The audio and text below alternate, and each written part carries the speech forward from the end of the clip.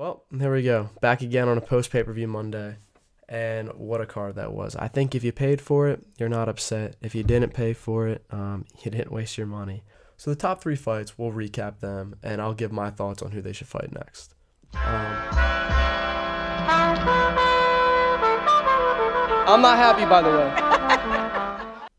Bo Nickel defeats Paul Craig. I saw a lot of mixed feelings about this. Actually, that's a lie. I've seen a lot of overrated Bo comments, slugfest or snooze fest, Bo's overrated. I don't think any of those things. I think what you had here was a very, very green guy going against a grizzled vet. And Paul Craig is a grizzled vet. I think a lot of people were not giving Paul Craig the credit that he deserved going into this fight. I mean, Vegas sure didn't. He's beat guys like Magomed Ankalaev, who's a number 1 contender. He's beat guys like Jamal Hill, who was a champion and a number 1 contender. And not just beat them. I mean, he submitted these guys. He finished these guys. And Bo Nickel's 6-0. I mean, what more did you want from the guy other than going out there and knocking him out in the first 30 seconds? He's green. He's new. And he's working out the kinks. And he just learned how to throw a punch in 2021. So give him a damn break. Give the kid a damn break. I thought he looked great. He looked composed. He looked confident. He looked like a guy who didn't really care about the criticism, was happy to get the win. And at the end of the day, that's all that matters. Bo just needed the win. So for Bo Nickel, who I think he should fight next, is clearly, obviously, Khamzat Chimaev. That's a joke. I'm completely joking. At first, I was actually realistically, I was going to say Bo Nickel should fight Jeremy O'Shart. But after this Paul Craig performance, and it's nothing against him, I know he's green, but I think GM3 would just...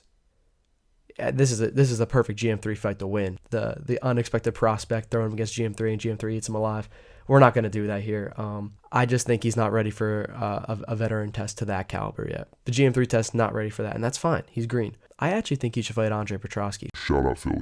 I think that it's a guy that he can use all his weapons against. I think he can go in there and have some wrestling success against Andre Petrosky, and I think he can have some striking success. I think Andre Petrosky's not the best striker. I know Andre Petrosky was calling for it, so why not match those 2 guys up? I think it makes sense. I think it's a good test, and it's a name too. I think Andre Petrosky is a great name to have on your belt. He's tough as nails.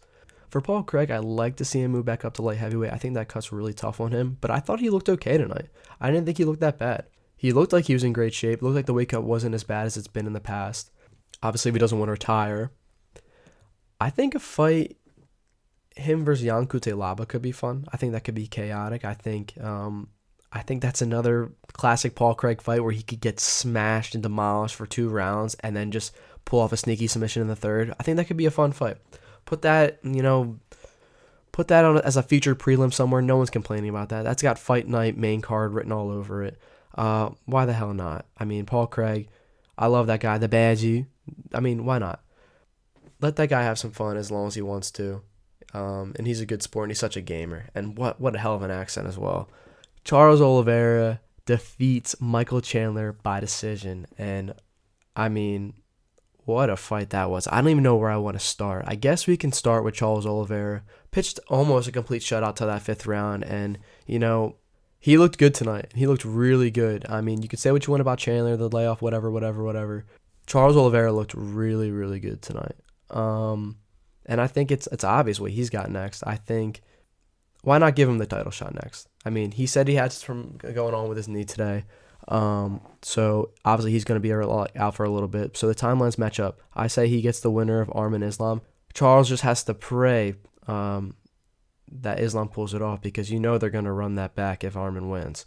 I don't see there's no one else who can take his spot. So just be around Charles, and you got it. There's no other matchup that makes sense besides Islam. Michael Chandler, I mean, what the hell can you say about that guy? That guy is insane. He was in danger of looking really, really bad against a complete shutout by Charles Oliveira if he did not have that last round. That last round saved his reputation. It saved his aura. It saved everything. And, I mean, it saved why you go to a Michael Chandler fight or why you tune into a Michael Chandler fight. I mean, that last round was some of the best theater I've ever seen in my life. I mean, it was insane. My one thought was he getting too far away from what making Michael Chandler in the beginning rounds? I mean, he got 4-0'd. in that fight in the first 4 rounds. Part of me was just like, Michael, just, do what got you here. Brawl. Don't try to be calculated, man. I mean, that's not you. It's not you. And, it's funny, when he did throw caution to the wind, when he did decide to go American badass, as he calls it, he found success. He rocked Oliveira. He landed a few shots to the back of the head. Maybe a few. I will never forget him looking at the camera, looking around, looking at the camera, saying fuck it, and dropping Charles Oliveira on his back, and then pistol squatting him and getting up and doing it again. So that's why, for Michael Chandler, I'm saying Conor McGregor. Like, can we get him off his drug binge? Can we get him off whatever he's doing and just get in there and come home? I mean, oh my God, man. Like, I just don't want to see Chandler waste too much time waiting for this fight again. I think he wasted too much time now, and it's really haunted him. If you don't get it on paper within the next 3 months, Max Holloway, please. I think that makes sense. They're both coming off losses. They're both chaotic. I don't know who the hell wouldn't want to see that fight. It's a pay-per-view main event you can have in your back pocket and you can throw down whenever you want it, Dana. I think you can have that. If the main event falls out, boom, we got these two guys. Throw it for the BMF belt. It's perfect. It's exactly what you want. Michael Chandler, either Conor or Max, no one's complaining. But just don't wait around like you did. I want more from Michael Chandler because I think he is an exciting fighter. And I think he's a good guy as well. I didn't want to see him lose. It was hard last night. I didn't want to see any of those guys lose. Moving on.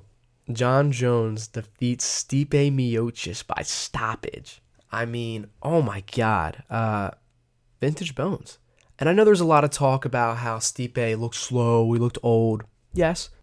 But the guy took a bunch of body shots, man. He didn't look old and slow in the first round. He looked old and slow after he took those body shots. Go back and watch it. Yeah, I think Jon Jones just looked vintage. He looked vicious. He looked like bones, man. And that body kick was so nasty, so gross. And Stipe, I kind of wish he got a little bit better of a send-off, a little bit more of a, poetic send-off. No video package from a man, Stipe Miocic, come on. But nonetheless, Stipe has nothing to prove. I'll get this one out of the way. I'm not matching up Stipe for anything. He retired himself.